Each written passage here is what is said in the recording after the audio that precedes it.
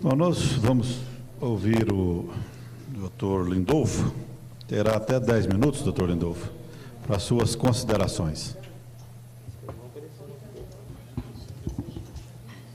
Bom, primeiro, boa noite. Quero agradecer, em nome do deputado Ulisses, o convite para a gente fazer esse debate.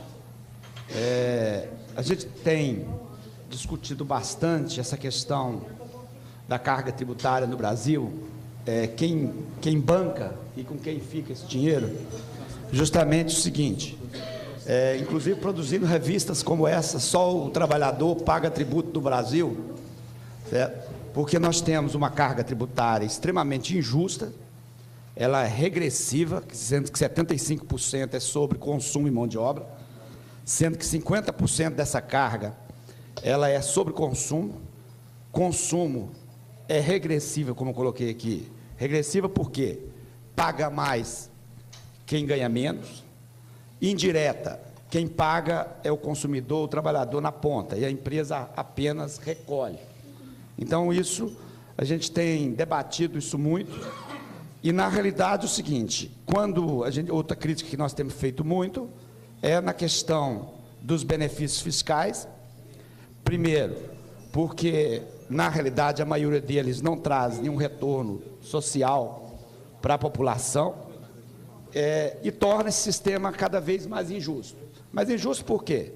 Porque os grandes acabam concedendo, através do poder de pressão, os benefícios fiscais. O governo, para compensar essa perda com benefício, acaba tributando o trabalhador na conta de luz, da telefone, na gasolina. É só o trabalhador que é tributado na conta de luz? Ou é todo mundo? O residencial, que eu estou dizendo. O residencial. Se você for olhar, os 30% é o residencial. E o industrial ele é maior, se quiser... O industrial é mais? O industrial é menos? É 18% e ele acredita e repassa para o custo. Ele acredita e repassa. Por isso que eu falo, que aí, nesse caso, recai sobre lá na ponta. Por isso que ele é indireto. Desculpa eu interromper. Mas depois, se eu pudesse concluir, porque aí nós vamos ficar, senão eu vou acabar. Tá. Depois, eu posso até fazer o debate com o senhor, mas gostaria, se eu pudesse concluir minha fala, senão nós vamos ficar numa reunião interativa. Tá? Com relação a essa questão que foi colocado, justamente da taxa, ela trata de uma modalidade de tributo, né, porque nós temos os impostos, as taxas e as contribuições de melhoria, as contribuições sociais. Né? A taxa, que é da categoria de tributo que tem por fundamento o exercício do poder de polícia ou a utilização efetiva ou potencial de serviços públicos específicos divisíveis prestados ao contribuinte ou posto à sua disposição, quer dizer, conforme o artigo 145 da Constituição. Bom, sobre essa questão de defender a taxa, se nós formos achar absurdo, é só pegar essa listinha dessa tabela A, que nós vamos ver que tem taxa muito mais absurda, que é cobrada, às vezes, de pessoas com menor poder aquisitivo, que ela é totalmente absurda, que deveria ser retirada daqui. Se entrar na defesa, se ela é correta ou não, eu acho que, no mínimo, houve uma barbeiragem da Fazenda ao mandar esse projeto de lei para cá, porque manda um projeto de lei para cobrar essa taxa. Depois vai para a Justiça para brigar sobre a constitucionalidade dela. Depois volta atrás dizendo que isso não que não tem sentido cobrar essa taxa. Quer dizer, no mínimo, analisando aí, houve uma barbeiragem. Segundo ponto, que eu acho que deve ser colocado, uma coisa que a gente conclama sempre aqui nessas questões, é a questão da transparência, de demonstrar a metodologia de cálculo, que se trata de uma receita pública. Acho que essas questões tinham que ser mais destrinchadas, entendeu? Demonstrando isso para a sociedade direitinho, quem é que foi beneficiado. Inclusive, a questão dos benefícios fiscais devia ser divulgado no Diário Oficial, com os impactos, a metodologia, os setores que foram beneficiados, entendeu? Mas, na realidade, isso não é feito. Além de tudo, há umas questões que a gente já diz, que a gente questiona, das questões de constitucionalidade das leis que são enviadas para cá. Há N decisões em relação aos benefícios fiscais da Lei 24, que não é obedecido, que diz que tem que ser passado para os convênios. Isso não passa. Aí vem uma outra lei para cá, para dividir a culpa com a Assembleia, para dar um caráter de legalidade numa coisa que não está correta. Então, isso fica, esse caráter de divisão de culpa, e quando você vai tentar buscar para ver quem que é o responsável sobre aquilo, acaba dizendo, não, eu estou seguindo a lei. Por isso que nós entramos com a DIN, com relação ao artigo 225 da Lei 6763, quer dizer, pedimos à Federação e tudo mais. O senhor discutir a taxa do DETRAN ou o fisco? Aí eu estou discutindo o tributo, e taxa passa do tributo. Nós estamos falando de um assunto só, que é a taxa do DETRAN. Aí vamos lá, que nós vamos chegar à taxa do DETRAN. Todo mundo fez as ponderações, o que quis. Eu estou falando de um assunto só, senhor. Tá, eu gostaria o seguinte, se eu vou ter direito, você vai caçar minha palavra, se eu posso continuar, eu tenho 10 minutos. Com os 10 minutos eu posso falar o que eu quiser. Se o senhor ficar nesse assunto, o senhor fala 10 minutos. Senão não tem razão de o senhor falar de outro assunto.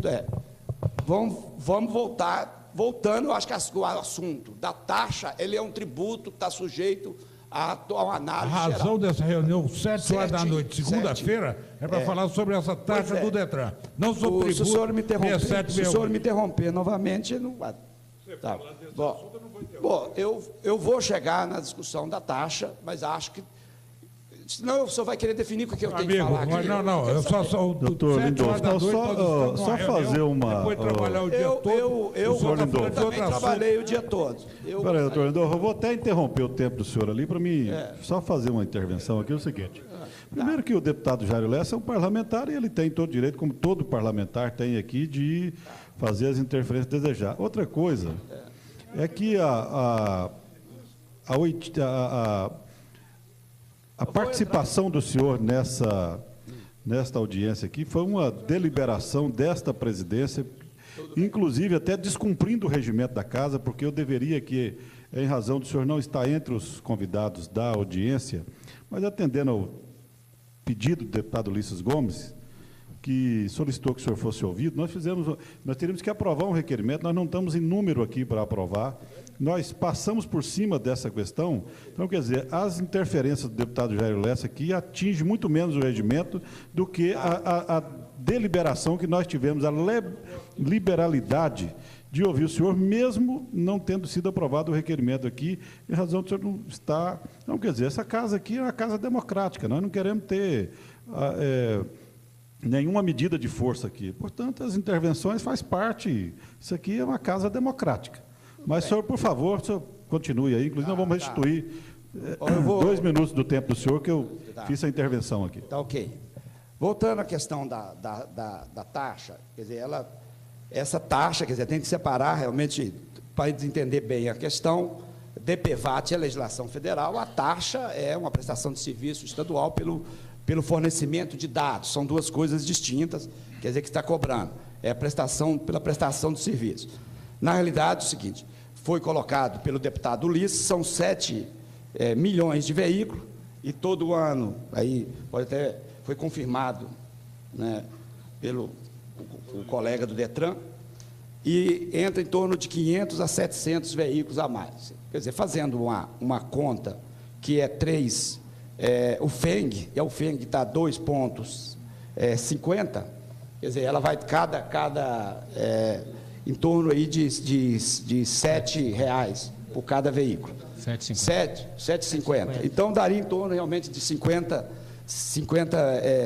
milhões de reais. As taxas, na realidade, do ano de 2012, quer dizer, o Estado arrecadou 1,6 bilhões com as taxas, é uma importância, quer dizer, razoável, uma parte da receita, apesar de que a maior receita é o ICMS. Tá? Então, se o Estado, quer dizer, está abrindo mão dessa taxa, instituiu e não quer cobrar, eu acho que isso aí realmente precisa ter mais transparência dos motivos.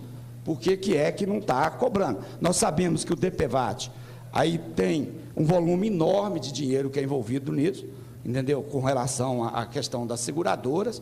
Essa relação que eu faço, se nós analisarmos com as outras taxas aqui, ela seria uma taxa até justa pelo volume das outras do que é cobrado, sabe? Então, eu acho que o que está faltando? Isso está faltando, dizer por quê, mais claramente, por que está abrindo mão de 50 milhões de reais anos com relação a essa taxa.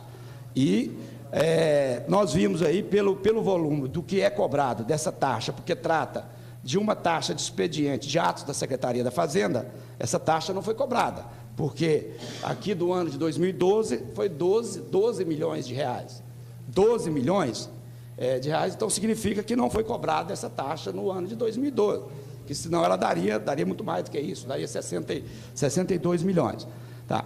Então, agora, o que eu acho em relação a essa questão, deveria ter, quer dizer, alguém da Fazenda aqui, inclusive até porque esses projetos de lei saem da Secretaria da Fazenda, para dizer por que da Lei 1999 e agora, quer dizer, corre tendo todo esse custo e não vai cobrar essa taxa, que na realidade que é um recurso razoável, que o Estado está tão carente. Sem contar que a lei, na verdade, que estamos debatendo, esse é um item da lei. São dezenas de incentivos e benefícios fiscais para vários setores. A totalidade da lei que nós estamos discutindo. Este é um ponto. Pois é. Que é a dúvida que nós estamos levantando. O deputado não quis que eu entrasse nessa discussão dos benefícios que está na lei, mas tudo bem. Essa questão colocada, eu acho importante o seguinte: em primeiro lugar, que a Fazenda seja mais clara em relação a isso. Quer dizer, qual o motivo que foi para instituir isso?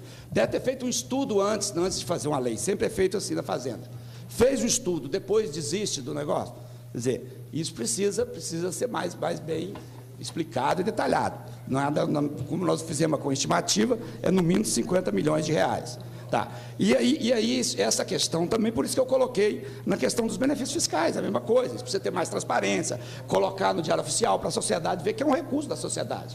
Eu acho que é isso, a contribuição minha, agradeço o espaço, me coloco à disposição, acho que essa casa a gente sempre tem contribuído aqui com o debate, e não só aqui, como a sociedade como um todo, para compreender esse emaranhado do nosso sistema tributário, que é extremamente complexo, entendeu? E injusto. Mais obrigado. Obrigado. Muito bem. Senhor presidente, eu queria esclarecer uma coisa aqui. Talvez o convidado não saiba que existe uma guerra fiscal em Minas, no Brasil em função de vários CMS que nós temos. Vamos dizer agora, neste momento está acontecendo, a Mercedes-Benz Brasil vai abrir uma fábrica de automóvel no Brasil. Existe uma disputa muito grande entre Santa Catarina, Minas Gerais e Bahia e Goiás. Como é que Minas Gerais vai fazer? Não vai dar incentivo? Vai deixar ir para Goiás? Vai deixar ir para Santa Catarina? Como a Minas Gerais vai fazer se o senhor fosse governador, se tivesse qualquer governador responsável, que precisa cuidar do Estado, precisa cuidar do seu povo, onde as coisas estão acontecendo com toda a dificuldade que o empresariado passa, que o Sidefisco acha que eles entendem que o empresário é bandido. Isso talvez eu entendo que eles são totalmente, entendem sim. Vocês colocam o empresariado como bandido, e não é a realidade. O empresariado é que paga ICMS, não é o mais pobre que paga mais, é o empresário que paga mais, pelo menos em volume. Eu acho que o empresário é um sofredor, não só em Minas Gerais, como no Brasil, em função dos muitos impostos que nós somos obrigados a pagar. Eu reclamo de imposto, como o senhor também reclama. Agora, infelizmente, a guerra fiscal, que nós todos temos conhecimento, que existe a disputa de uma fábrica, se Minas Gerais ficar fora, ela vai perder. Outro dia eu fiz uma reunião lá com o governador, levei lá 19 empresários que têm um faturado de 2 bilhões por ano, e ele colocou que eles fazem um investimento em Minas Gerais de 300 milhões por ano, colocou que em Minas Gerais, eu fiquei muito admirado, a secretária, a pessoa, a Doroteia colocou, que empresa a gente ganha e perde. Eu não entendo em si. Empresa, Minas Gerais tem que procurar ganhar. Não é só, não admitir a perca, porque Minas Gerais é um estado que está desenvolvendo, graças a minério que o meio ambiente também combate, acha que minério causa poluição, mas causa riqueza também. Ou seja, às vezes eu acho que o governo entra na contramão da realidade, que as nossas dificuldades como empresário e o povo, o trabalhador, precisa de emprego. Graças a Deus, uma cidade como Itabirito, falta empregado para a pessoa colocar nas empresas. Agora, você vai no norte de Minas, uma pobreza onde não tem ninguém, não tem nenhum trabalho. E agora, o difícil tem que entender que Minas Gerais e o Brasil precisa de empresas, precisa de gerador de emprego, precisa de empresário, precisa de empreendedores natos como o mineiro é. Muito obrigado.